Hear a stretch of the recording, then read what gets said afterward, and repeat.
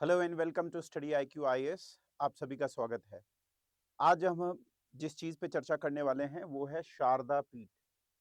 तो शारदा सरस्वती गॉडेस का स्थान है, वहां की निवासिनी मानी जाती हैं।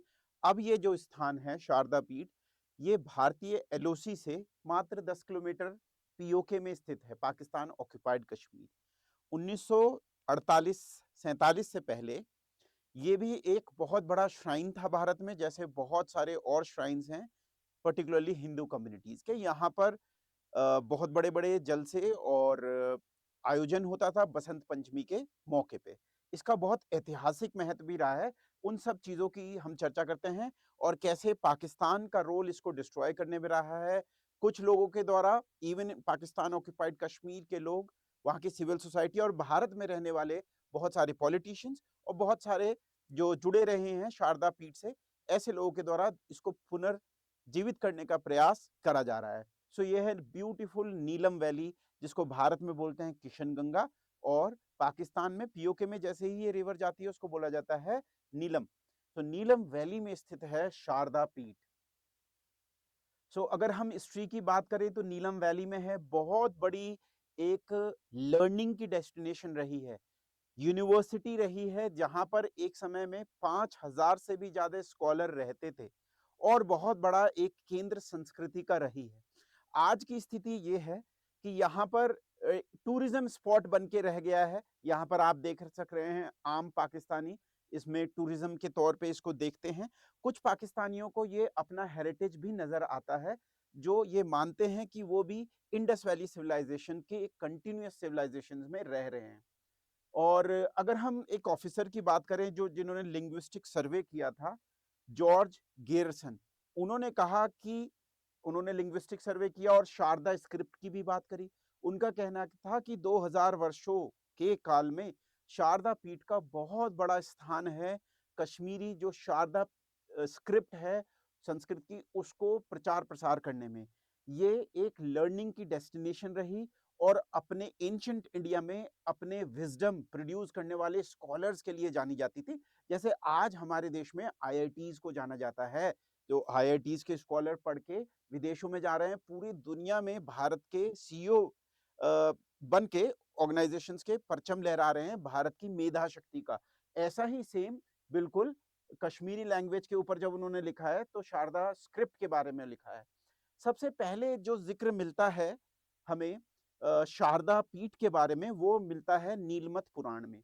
इसके अलावा प्रकाश प्रपंच प्रपंच सारा जो तंत्र है, उसमें जो आदि गुरु शंकराचार्य जी अपनी होमेज देते हैं, एक तरीके से अपनी प्रस्तुति देते हैं शारदा पीठ के लिए। इसके अलावा अल बरूनी, बिल्हान, कल्हान, अबू फजल, इन सब ने डिटेल स्तर में लिखा है शारदा के बारे में। तो 6-7 सेंचुरी से ही लगातार शारदा पीठ के बारे में लिखा जा रहा है, लगातार विजिटर्स यहाँ आते रहे हैं और इससे पता चलता है ये एक बहुत ही बड़ा केंद्र था लर्निंग का। साथ में यहाँ पर बहुत बड़ी रिलीजियस साइड भी इसका महत्व था। सो यहाँ पर आप देख पा रहे हैं कि आज इसमें थ्रेट हो गया है कल्चर हेरिटेज पे। पाकिस्तान में भी लोग लिख रहे हैं कि ये हमारा कल्चरल हेरिटेज है, और वो भी कोट कर रहे हैं कि अल बरूनी जब आए थे भारत में तो वो खुद ही अपने आप में बहुत बड़े स्कॉलर थे। तो यहाँ पर बर्फ होने के कारण इस पर्टिकुलर जगह पर नहीं जा पाए थे, परंतु अन्य इलाकों में जब वो गए थे तो उन्होंने बहुत कुछ सुना था इसके बारे में और इसके बारे में लिखा। ये भी लिखते हैं कि वहां पर वुडन स्टैचू थी शारदा माता की, और उसके बाद स्टोन स्टैचूज भी यहाँ पर रही है। तो अगर हम ओरिजिन्स की बात करें, जैसे हमने बताया 6 सेंचुरी CE से एक प्रोमिनेंट सेंटर था स्कॉलरशिप का। स्कॉलरली इन्फ्लुएंस इतना ज्यादा था कि पूरे कश्मीर को और कश्मीर में as a seat of learning माना जाता था। और कल्चरल सिग्निफिकेंस भी ये है, इसी की तर्ज पे बहुत सारे और टेम्पल भी इसी आर्किटेक्चर के माध्यम से बनाए गए हैं, इसी पे मॉडल्स हैं। कल्हान की 12th सेंचुरी की राजतरंगिनी हो, वहां पर भी इसमें जो आप जानते ही हैं राजतरंगिनी, जो कश्मीरी जितने भी लीडर्स हैं उनकी लीनिएज के बारे में है, उसमें भी बहुत डिस्क्रिप्शन है। और बिल्हान के भी 11th सेंचुरी के पोएट थे बिल्हान ने, उन्होंने कहा कि कश्मीर की reputation as a learning centre बहुत ही बड़ी स्तर पे शारदा ने एस्टैब्लिश करी। सो यहाँ पर हम देखते हैं कि कनिष्क के राज्य काल में जो शारदा था वहां पर ये लिपि डेवलप हुई, शारदा लिपि। और आज भी भारत में जब Sharada as a Saraswati goddess की पूजा करी जाती है तो कहा जाता है नमस्ते शारदा देवी कश्मीर पुरा वासिनी, कश्मीर में रहने वाली शारदा देवी। बसंत पंचमी पे भी सरस्वती की पूजा होती है। इस तरीके से शुरुआत करी जाती है। सो कल्याण जो राजतरंगिनी के बारे में मैंने आपको बताया, उन्होंने भी इसके बारे में काफी कुछ लिखा है और कहा है कि ये लर्निंग, फिलॉसफी, मैथमेटिक्स और बहुत सारी जो यहाँ ने पोएट्स क्रिएट किए हैं, पोएट्स निकले हैं यहाँ से बहुत बड़े बड़े। So as a learning destination. और साथ में ये भी लिखते हैं कि कल्याण ही लिखते हैं कि भारत में 2 स्थान हैं जो कि विशेषकर बहुत महत्व रखते हैं एज अ लर्निंग सेंटर।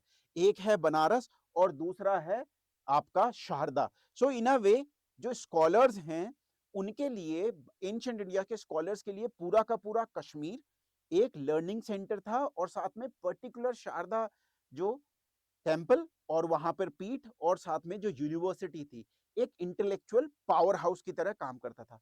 यहाँ पर देखें शारदा पीठ बिल्कुल ही पास है जो एलओसी है उसके। और ये पूरा इलाका 1947 के बाद से, अक्टूबर 47 के बाद से पाकिस्तानी ऑक्युपाइड कश्मीर में आता है। परंतु पाकिस्तान ने लगातार यहाँ पर डिस्ट्रक्शन और इस पीठ पे भी अपना नेगेटिव प्रभाव छोड़ने की कोशिश करी है। सो आज की स्थिति आपको देखने के बताते हैं कि एक रविंद्र पंडिता जी हैं जो लगातार इसको रिवाइव करने के लिए प्रयासरत हैं। शैव शारदा कमेटी का भी गठन किया गया है, उसके ये अध्यक्ष भी हैं। यहाँ पर आपको 2016 का एक पिक दिखाई दे रहा है और यहाँ पर कुछ फूल चढ़े हुए दिखाई दे रहे हैं। ये प्रयास है पाकिस्तान में रहने वाले, पाकिस्तान ऑक्युपाइड कश्मीर में रहने वाले जो सिविल सोसाइटी के पढ़े लिखे लोग हैं वो भी चाह रहे हैं कि इसका रिवाइवल हो। इससे उनको भी कुछ लाभ होगा, जैसे टूरिज्म आएगा, पैसा आएगा। बहुत सारे जो भारतीय हैं करतारपुर में जैसे सिख श्राइन में विजिट करने जाते हैं, यहाँ भी जाएंगे और उनसे उनको इंटरनेशनल मनी मिलेगा और वहां पर जो बहुत ही ज्यादा गरीबी और बहुत ही ज्यादा फंडामेंटल रेडिकलिज्म है उसमें कुछ कमी आएगी, उनका भी जीवन सुधर सकेगा। तो भारत के प्रयासों से और पाकिस्तान की जो सिविल सोसाइटी के प्रयास से कुछ पुष्प पहली बार 2016-17 में चढ़ाए गए। यहाँ पर आप जो टेम्पल देख रहे हैं, ये जो टेम्पल है ये कुपवाड़ा में है। 1947 में जब यहाँ पर शारदा पीठ पे अटैक हुआ, वहां से लोगों को मार के भगाया गया, तो वहां के जो पुजारी थे वो नंदलाल जी, वो कुछ मूर्तियों को छुपा के किसी तरह यहाँ पर ले आए थे। तो ये एक टेम्पल है कुपवाड़ा में, वहां पर रख रखा है कुछ चीजों को। अब हम बात करते हैं कि चाहे वो मारतंड टेम्पल हो, पहलगाम यदि आप कभी जाएं, पहलगाम से ही थोड़ी दूरी पे मारतंड टेम्पल है। मारतंड सन का टेम्पल है। सूर्य की पूजा भारत में करी जाती थी, आज भी होती है। आज कुछ महत्व कम हो गया है पर पहले बहुत थी। तो मारतंड एक टेम्पल है, इसका डिस्ट्रक्शन हो गया अनफॉर्चुनेटली और ये डेबिलिटेटेड स्टेट में है। दूसरी बड़ी जो हिंदुओं की एक विजिटिंग साइट है वो है अमरनाथ केव। तो अमरनाथ केव तो में अभी भी क्या है, लगातार साल दर साल यहाँ पर विजिटिंग होती है। इस पे भी पाकिस्तानी आतंकवादियों ने अटैक किया था अर्ली 2000 में और 27 पिलग्रिम्स को, मासूमों को मार दिया था। लगातार इस पे अटैक होते रहे हैं, ये भी अटैक करके डिस्ट्रॉय कर दिया था, पर ये बात है पुरानी। सो और तीसरी जो सबसे महत्वपूर्ण है वो है शारदा। सो 2 साइट तो डिस्ट्रक्शन हो चुका है, एक साइट अभी बची हुई है। हम पब्लिक एडमिनिस्ट्रेशन की बात करते हैं। पब्लिक एडमिनिस्ट्रेशन एक ऑप्शनल है जो आपको यूपीएससी में तैयारी करने में आपकी मदद करेगा और ये ऐसा ऑप्शनल है जिसकी सबसे ज्यादा ओवरलैपिंग है जीएस के सब्जेक्ट से। चाहे वो गवर्नेंस हो या इंटरनल सिक्योरिटी हो, डिजास्टर मैनेजमेंट हो, code of ethics, code of conduct या केस स्टडीज जो कि आपके एथिक्स पेपर में है, और साथ में पॉलिटी के पेपर में भी आपको बहुत मदद मिलेगी यदि आप पब्लिक एडमिनिस्ट्रेशन ऑप्शनल को चूज करते हैं। छोटा ऑप्शनल है, 5 महीने में पूरा हो जाएगा और आपके लिए अभी 6 फरवरी तक ये बैच ओपन है, मतलब शुरू हो रहा है 6 फरवरी से। तो अभी आपके लिए बेहतरीन मौका है, आज ही इनरोल करा सकते हैं। जब आप एनरोल कराएं तो याद रखें SC लाइव कोड का आपको यूज करना होगा यहाँ पर, जिससे कि जो अधिकतम दाम है वो गिर के बहुत कम हो जाएंगे और न्यूनतम स्तर पे पहुंच जाएंगे, 14,999 पे पहुंच जाएंगे। साथ में मुझे यहाँ पर आपको एक और सूचना देनी है कि अब आपके लिए प्लैटिनम और गोल्ड दो तरीके की पढ़ाई की सुविधा है। यदि आप प्लैटिनम को चुनते हैं तो वहां पर आपको कुछ बहुत सारी एक्स्ट्रा चीजें मिलेंगी जो गोल्ड बैच में नहीं मिल पाएंगी। 30 ईयर्स का 30 माफ करिएगा मंथ्स का इसका टाइम पीरियड भी होगा, तो काफी, अगर आप शुरुआती दौर में भी हैं या लगातार मेंस लिख रहे हैं तो आप इसका फायदा उठा सकते हैं। जो प्लैटिनम बैच है उसमें कुछ विशेष चीजें जो मिल रही हैं वो ये है कि 1-to-1 मेंटोरशिप भी इसमें इंक्लूडेड है। सो मेंटोरशिप के लिए जो बच्चे दूर से तैयारी करते हैं, बहुत सारी चीजों को नहीं जान पाते हैं, उनको पर्टिकुलर मेंटोर भी अलॉटेड होंगे। साथ में टेस्ट सीरीज भी होगी जिसमें 12 टेस्ट होंगे और ऑप्शन ज्ञान भंडार, वैलिडिटी भी ज्यादा है, तो आप सभी का स्वागत रहेगा। जैसा चाहें वैसा आप ऑप्ट कर सकते हैं। अब हम दोबारा से आते हैं, डिस्ट्रक्शन और डिक्लाइन की बात करते हैं। तो इन्वेजन और डैमेज की बात करें तो 1947 तक तो चीजें ठीक थी। इवन इन इस्लामिक रिजीम यहाँ पर ज्यादा कोई डिस्ट्रक्शन नहीं हुआ, ये बचा रह गया। जैसे मारतंड को सिकंदर बुत शिकन एक व्यक्ति है, उसके बारे में आप सर्च भी कर सकते हैं, उसने डिस्ट्रॉय कर दिया और अपने को उपाधि दी बुत शिकन, मतलब बुत मतलब स्टैच्यूज को तोड़ने वाला। उसके कार्यकाल में बहुत सारे जो कश्मीर में टेम्पल्स थे उनका डिस्ट्रक्शन हुआ। यदि आप पढ़ने लिखने में ज्यादा इच्छा रखते हैं तो ये आप पढ़ सकते हैं किताब, ancient and lost temple of Kashmir, Avanti Sopori, Sopore जगह है, वहीं के रहने वाले व्यक्ति ने लिखी है कि कितने सारे टेम्पल्स जो कश्मीर में थे उनके साथ क्या हुआ, पढ़ सकते हैं। यदि नहीं तो यहाँ पर मैं आपको जानकारी दे ही रहा हूँ। तो इन्वेजन और डैमेज हुआ, उससे ये बचा रहा, पर 1947 में नहीं बच पाया। पॉलिटिकल इंस्टेबिलिटी उसके बाद आई, दोनों देशों के संबंध खराब हो गए, यहाँ पर अटैक करके इसको डिस्ट्रॉय कर दिया गया। अभी ये अबेंडेंड है, अनफॉरगेटन है। ये जो इमेज आप देख रहे हैं ये भारतीय न्यूज़पेपर्स की नहीं है, ये द डॉन अखबार की एक पिक है जो कि पाकिस्तान का अखबार है।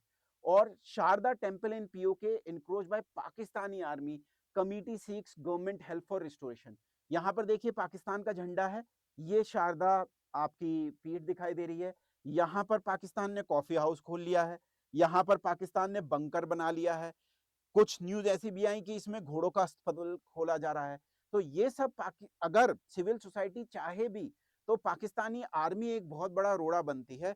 पाकिस्तानी आर्मी को ये डर रहता है कि यहाँ पर यदि दोबारा से रिवाइवल होगा टूरिज्म का, तो जो हमारी करतूतें हैं, जो मिस गवर्नेंस है, और गवर्नेंस की बात करें, डेवलपमेंट तो है ही नहीं वहां पर।